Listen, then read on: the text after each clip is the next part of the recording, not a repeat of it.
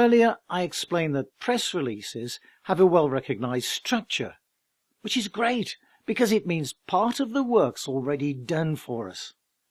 And to a lesser extent, the same's true of case studies. I guess around 80% of all case studies, perhaps more, follow a very similar structure. Probably because it works. All you have to do is slot the content into each section. At its simplest, the structure follows a theme of problem, solution, benefit, and typically it's broken down like this. A strong headline, usually stating a benefit achieved, something like Company X drives down costs and captures market share with Zizzo. I like to add a couple of lines summarizing the benefits my customers gained. A brief, positive description of the customer.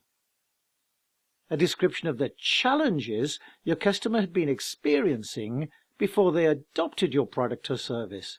In other words, the business reasons they had for change. Sometimes I'll describe the things they considered important when they were choosing the product or service. Finally, the benefits they now enjoy. Possibly a description as well of the excellent relationship they've got with your people. Oh, and wherever possible throughout the case study, use direct quotes from senior people within your customer. The same structure works just as well for highly complex products or projects as it does for very simple ones.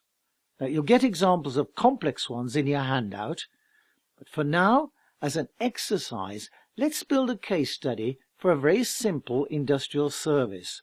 Suppose we're a contract cleaning company and we provide our services to a well-known chain of hotels called Zenith Hospitality.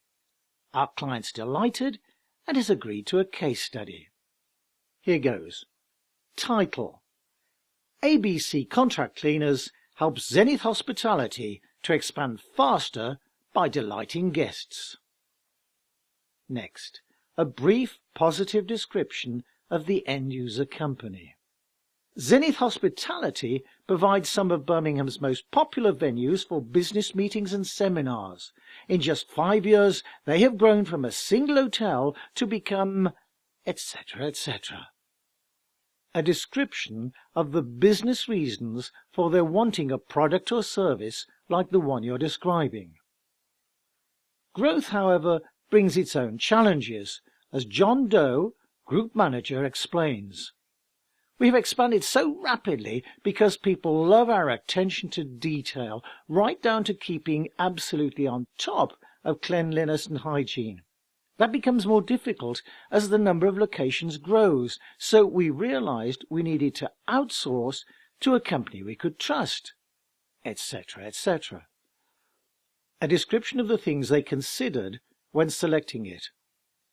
Obviously, we wanted a company that ticked all the legal boxes, but more importantly for us, though, were, and so on. The reasons they chose that particular product or service. ABC Cleaners met all our criteria. The thing that really clinched it for us, however, was, and then you describe them. Their subsequent experience with it and the business benefits they've gained.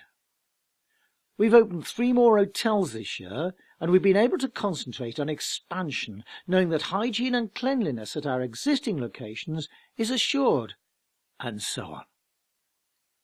Now, you might want to add something about your relationship with your customer at this point. John describes his relationship with ABC as a partnership.